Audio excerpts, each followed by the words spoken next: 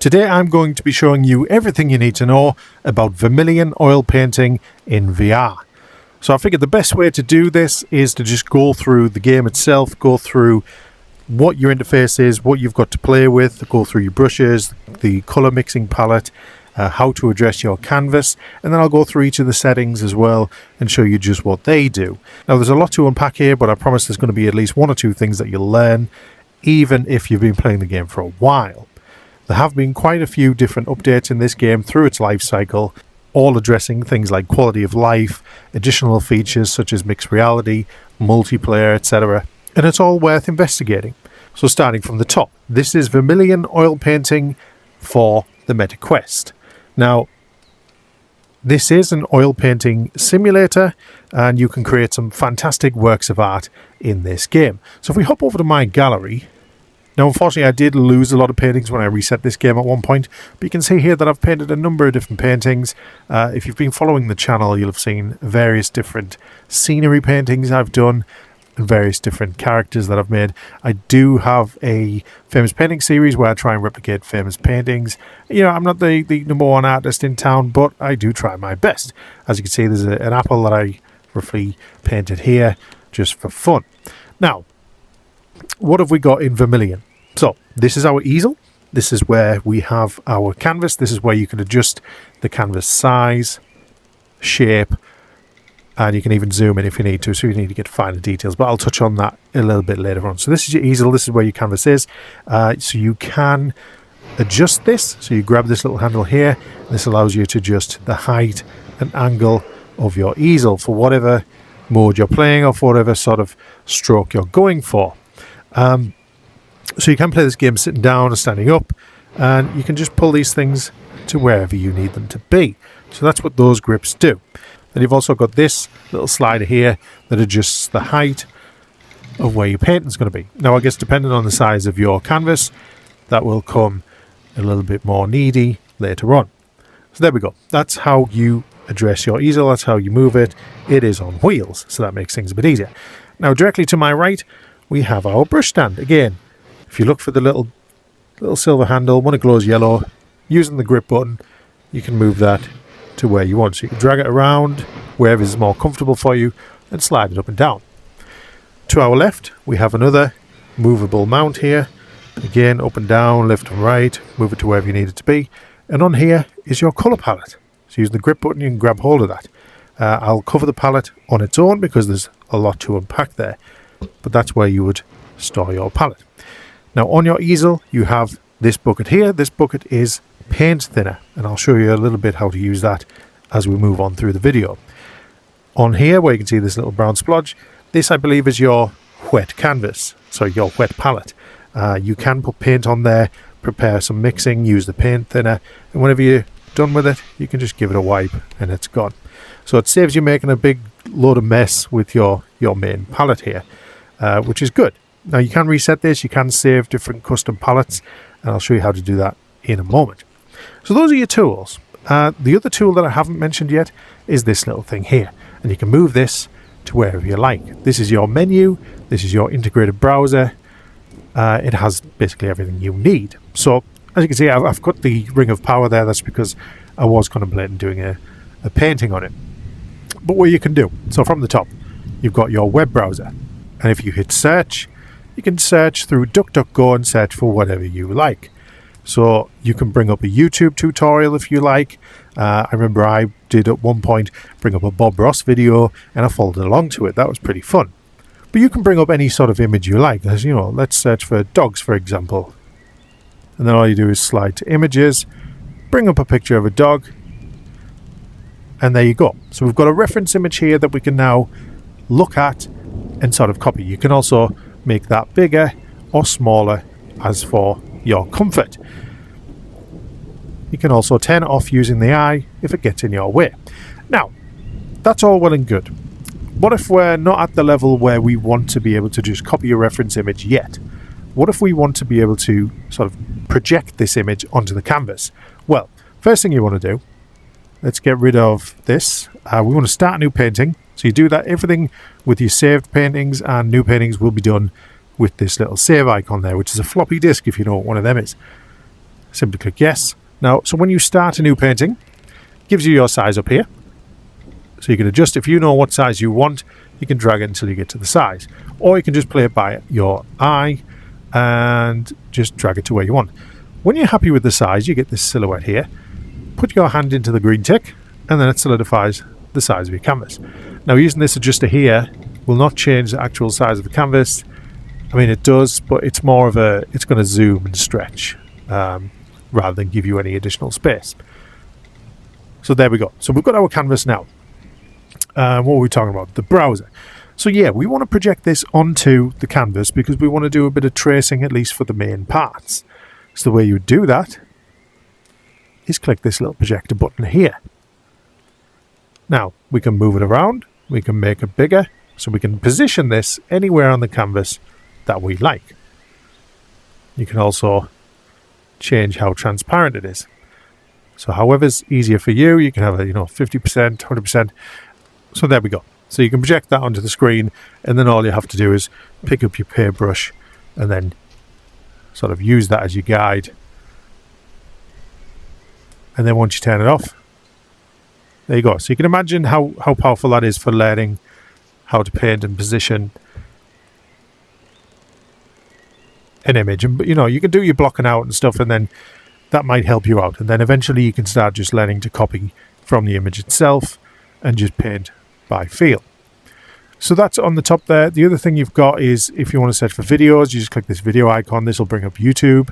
And then once you're on YouTube, you can search for, like I said, if you want to search for Vermillion tutorials, if you just want to search for painting tutorials and then copy them, follow along, then you can do that. And you don't need to overlay these. You can turn that off. And you can just watch a YouTube video whilst you're painting along and trying to learn to paint. Follow other people's tutorials. Bob Ross is a good one. I would recommend it. Follow on some Bob Ross tutorials. And then straight off from here, you've got your local files if you've got any files that you want to import. So there you go. So that's how you use the search of the web browser. Very powerful tool for helping you get materials to paint. Now, if you want to bring in your own files, as I mentioned, there is files you can store onto your reference images here. So they'll go to your Quest 3 downloads Vermillion reference images. You didn't used to be able to do that, and I did make a video previously on how you could sort of spoof your reference files. In another painting application, Painting VR was a lot easier. It looks like Vermillion have caught up now, and you can add local files to that. So that'd be a good idea. So all you need to do is when you go to your Quest 3, go through the file explorer on your computer, downloads Vermillion reference images. That's where you want to store it.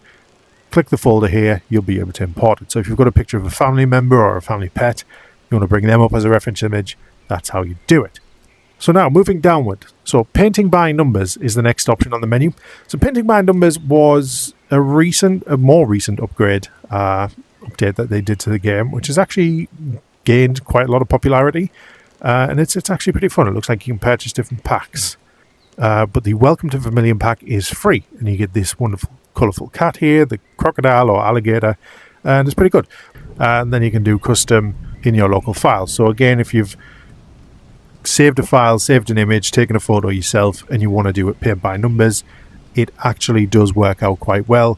Just go to your local files and you'll be able to do it that way. I did one with Meatloaf. It was pretty fun. You used to be able to do it through the browser, and I don't know why it's not letting us do that anymore, but it used to be that you clicked on an image in the browser and it would let you select as a paint by numbers. If I figure out how to do that again, I will add that into another future video, but yeah, for now I can't see how to get that to work. So after paint by numbers, again for our base canvas, the next tab is for layers. Now the way layers works is this is going to be which order our paint displays on the canvas. Now let me demonstrate that a little bit. So we're going to paint a yellow smiley face. Okay, and then we're going to paint a red mouth. Okay, I'm just doing this nice and rough. And then we're going to paint some white eyes. Okay, now if we did all that on the same layer, it would have probably all mixed together, unless you turn the mix down, which I'll show you how to do here. So whilst you've got hold of your canvas, your palette, if you hover over to the top bar, you'll see what's called canvas mixing sensitivity. If you turn that mixing all the way down, then it shouldn't bleed the colours. But if you turn it all the way up, the paint stays super wet and it all mixes together. And where that little yellow box is there, that's where it was previously. Then you've got the paint thickness, so you can adjust the thickness of the paint, and then you can also put infinite paint. Now what infinite paint does, I will explain the brushes in a moment, but as you see, when you load paint onto a brush, and I know I'm getting away with myself here, you can lightly pick up paint, or you can press right down and see the image in white showing the paintbrush and how much pressure I'm putting on. That depends how much paint you pick up. And likewise with how you put it onto the canvas, if you press lightly, it will sort of texture the paint on there. If you press a little bit harder, it sort of flattens the paint on there. Now as you can see, I'm doing so many strokes here, and then we run out. And I've run out of paint. If you turn on infinite paint and you put it on red, that's going to keep going. It's going to keep going. So if you don't want to have to keep dipping your paint in the palette to get some paint, and that's how you do it. Okay. We were talking about layers. So back to layers. The way these work is each one is sort of on its own layer of the canvas. So if we want to move the yellow layer to the front, we can do that, and in an order as well.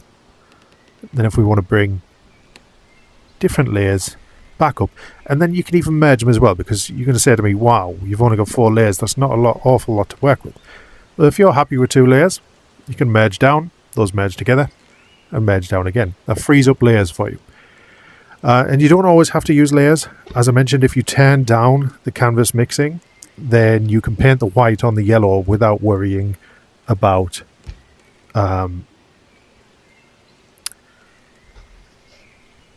it blending too much, like so. Whereas if I turn the canvas mixing all the way to the top, there you see. So that's another way you can get around that. It almost acts like it's dried your paint for you. And it's a good method to do. But that's how you work with layers, and that's how you work with the options on the canvas palette. And I'll touch a bit more on that again in a moment. But that's how you work your paint, simulate drying, and work with the layers. Moving on. So now we go to palette, which is this beautiful thing here. And you can save palettes, although I've never felt the need. I normally just make my palette within the paint canvas itself. So I'll make it ready for the canvas I'm using. And then each time you load up a saved canvas, it'll load up the palette with it. So I don't really need to save palettes, if you get me, but you can. So let's say you wanted a palette with skin colors on it.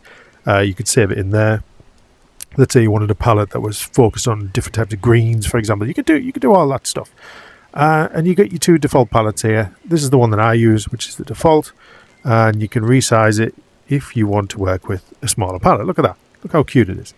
But the bigger, the better for me. So I tend to work with the biggest we got.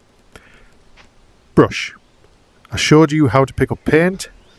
But what you can also do, so you can bring that paint along. And when you're using a brush, you can clean it off with this rag on the top. Give it a few taps, and then you notice the paint's gone. What you can also do, pick up some paint, is tap the A button, and that'll clean it for you as well. There's multiple ways of doing different things. But if you want to mix on here, you might want to scoop up a little bit more white, bring that in, and there you go, you got pink. We do have paint thinner, so if you want to dip your brush in the paint thinner, you'll see, if I get it in there, and we keep dragging it across, you'll see the paint's getting a little bit thinner and more transparent. If that's becoming noticeable, which I think it is. But yeah, so you'll see it sort of dragging along and getting a little bit more transparent there. If you want to reset your palette, you just tap the Y button. All your changes are done. But you can also just tap X. It'll undo each step to a degree. It only memorizes so many. Okay, so that's how you mix. So you can be careful when you're picking up paint. So if you're picking up the green and you put it directly in the yellow, your yellow's gone. So you might want to reset your palette for that. So I always pick up, drag somewhere else, clean the brush, drag somewhere else, and then you might want to mix them there. And you'll notice that the mixing is, it's quite realistic the way it mixes paint. Whether you know anything about colour theory or not, you can just experiment. You can do some mixing there with reds, making your own oranges or golds. You can just mix till your heart's content. You can also do mixing on the canvas. I wouldn't recommend it. I would recommend getting all your colours on here first. And again, when you're done, reset, hit the Y button, and there you go. And that's your palette. It's quite good. Also on your left hand, whilst you've done painting on the canvas, just demonstrate here. Oh, I didn't want that there. Move left on your left joystick, and it undoes. Right, and it redos.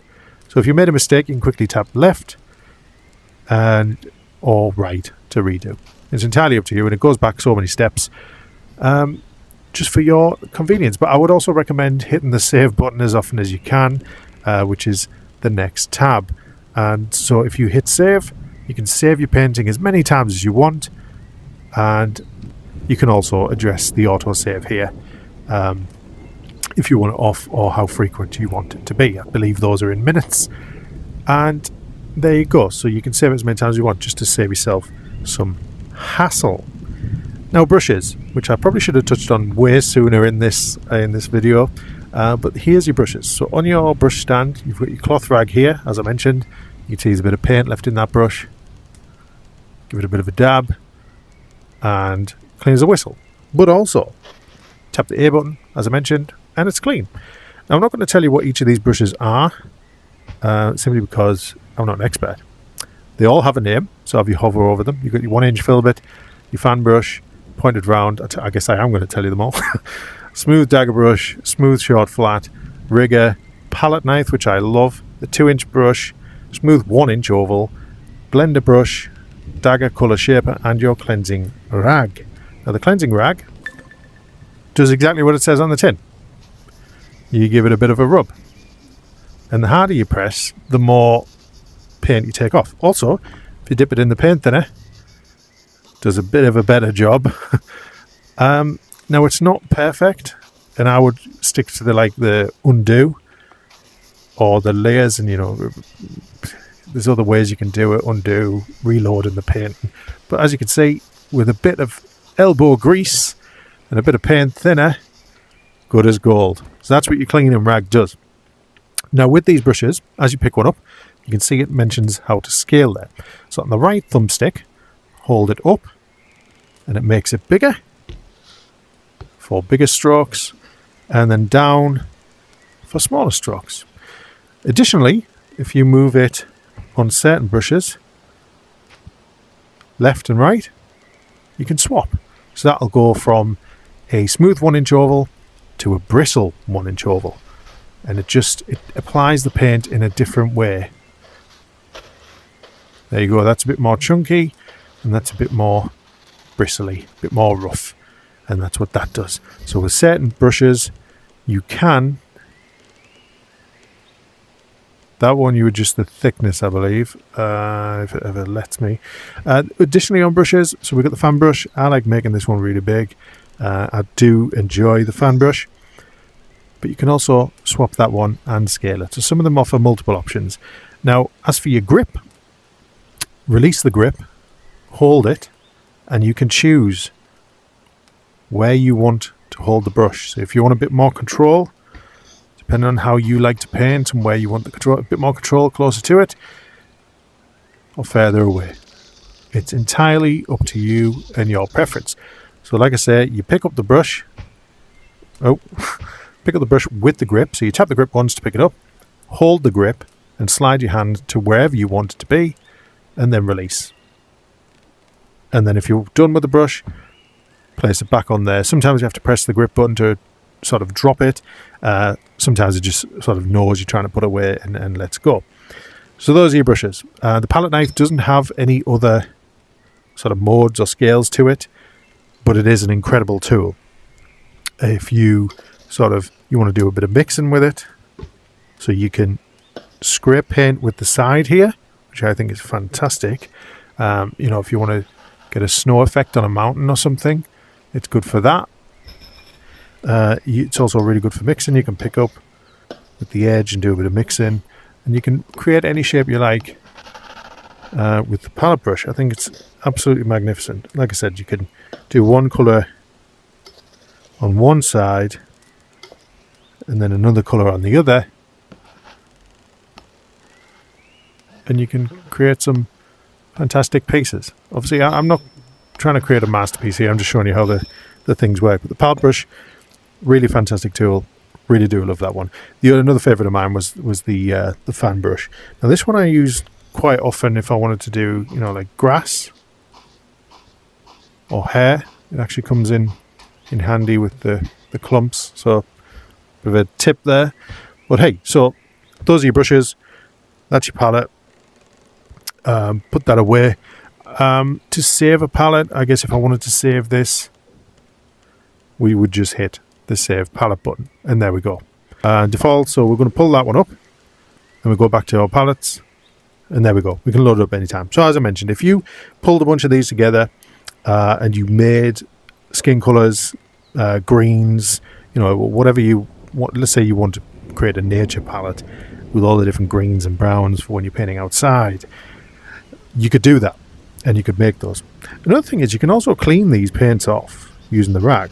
Now I don't know why you'd do this, but if you did it and you did it by accident, just hit the reset button and then your palette's done.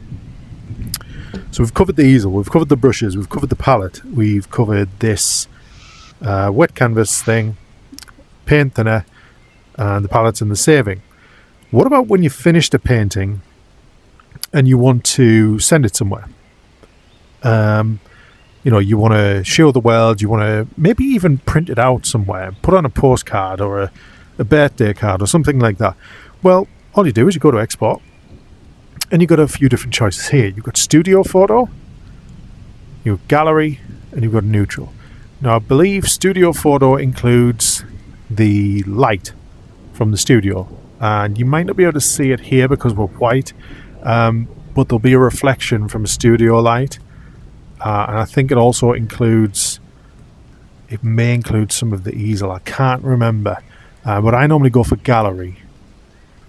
And you can also go for 3D model as well. Then you just save to your downloads. And it tells you where to find it there. And it will be in your downloads folder of your Meta Quest. It used to be that you could share these. The way that you had to save them was that you shared them to Facebook. And other different ways. So I used to have to send them to myself in Facebook Messenger or upload it to Facebook, then download it, and then I had it, which was a bit of a faff on, but now it looks like you can just save it to your downloads, which is absolutely incredible. It's much easier. I like it. So that's how you get your painting. I've never messed around with the 3D models, but it looks like you can change a few different settings here. But normally I just export the image. So settings. It's quite a lot we can talk about here. So we're not done yet. Just because we've talked about the painting process, there's a lot we can talk about in settings to actually adjust your experience within the game. So in general, you can do things like change the language. You can also choose your studio. So currently, I'm in the manor, which is absolutely beautiful. We can also go to my second favorite, which is the lake. Now look at this.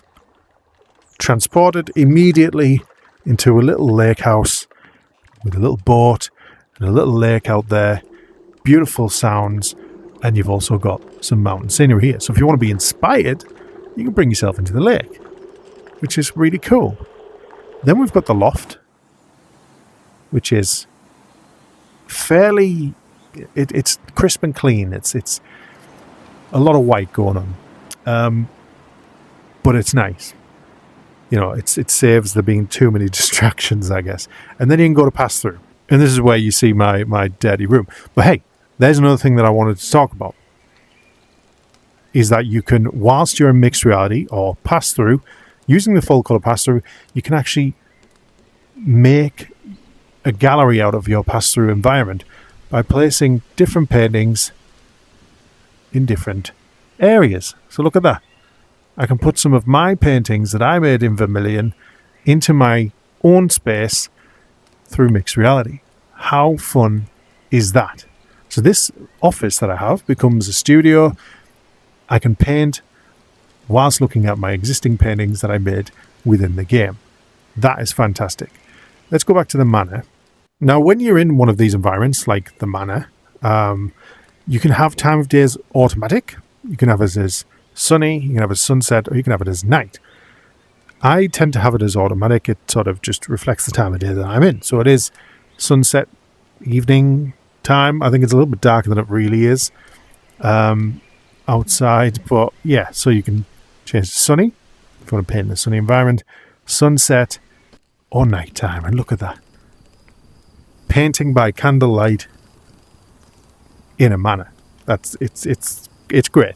And you can use the pass-through. So let's say you wanted to take Vermillion out into the park, for example, or you've went out into a meadow, or you've went to visit a castle and you want to paint it.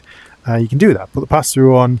I think you can play it without boundaries now, and then you can just sort of paint away whilst looking at real scenery, which is fantastic. It saves you taking one of these, and one of these. All you have to take is a MetaQuest headset, which is absolutely incredible. If you can get past the idea of wearing a MetaQuest headset out in public. But it's there in case you need to use it. This next option, show your avatar in first person. I don't know why this keeps going off. So you can see I've got these ghost hands. If I tick that, it gives me my hands back. And I think it's something to do with when you change environments or go through pass-through and then come back into VR, I think it ticks it off for you. But if you ever want to reactivate your body, just untick that and then retick it, and it brings your meta avatar into Vermillion. And one of the reasons you might want to do that is A, if you're making videos like me, or B, if you're playing multiplayer with other people and you want them to see your avatar. And then you've got to show the pressure indicator, which was just, as you saw when we were picking up paint, it was that little white indicator to show how much pressure we're putting on. So if you wanted to turn that off for whatever reason, if it was distracting, you can do that there. So that's general. Let's go to controllers. If you are left-handed, you can activate left-handed mode, which swaps the palette and the brush stand, which to me completely sends me doolally and will completely send me into a spiral of not wanting to play ever again. So we turn left-handed mode off. And you can grab objects from a distance if you want to turn that on. So now you've got this Stretch Armstrong hand here, and you can grab things without having to stretch too much. So if space is an issue for you, then it makes things a little bit easier. But, I usually have it turned off because I find it distracting. I'd rather just grab something. But it's there if you need it for accessibility. Then you've got haptics intensity. So as you're touching things with these Meta touch controllers or whatever headset you're using, you get the haptic feedback as you approach something that can be grabbed. I like to have it on full, but if you don't like it,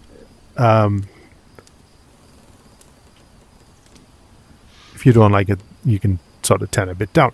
Same with haptic intensity on strokes. That's as you're painting. But I like to feel everything that I can. I know it's a simulation, but I like to feel as much of it as I can to make it feel a bit more realistic. Then you've got movement. If you want to see the movement controls or turn them off, it's entirely up to you. Locomotion you can have as teleport or smooth. You can have rotation as snap, quick, or smooth. Now, I don't really need to move around that much. Once I'm settled here, I'm good. But I think that comes more in play when you're playing multiplayer than anything else, because you can actually go to other people's canvases. Snap turn is as you turn the thumbstick, it snaps a certain amount of degrees. Smooth turn is as you hold it, similar to when you would a PlayStation or Xbox controller. It's a constant rotation of movement. Then we go to audio. This is just ambience, volume, and brush volume. Ambience is things like birds outside, whether you're hearing crickets or flames or whatever you're hearing, the wind. And then brush volume is just the noise of your brushes. But I like the noise of the brushes. That's the one thing I like to hear, is the clapping of the brushes. And so there we go. So those are the settings. Lastly is multiplayer. So there's me. There's Cragatoon. And what you can do, you can have your avatar, if you want to show it or not. Anyone you might have blocked. I don't block anyone, to be honest, so it's fine. Then what you can do, so you can join a public studio, of which I don't think there are any running right now. You can start a new session or co-located room. So if you start a new session, it will generate a code. You can give that code to someone and then they can join your room. You can paint a canvas, you can do a challenge, you can paint together, you can do it however you like. Fantastic addition to the game.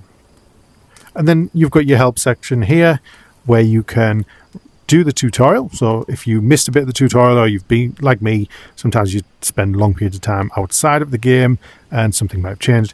We start a tutorial and then videos teaching Vermillion, which will teach you how to paint and how to use it.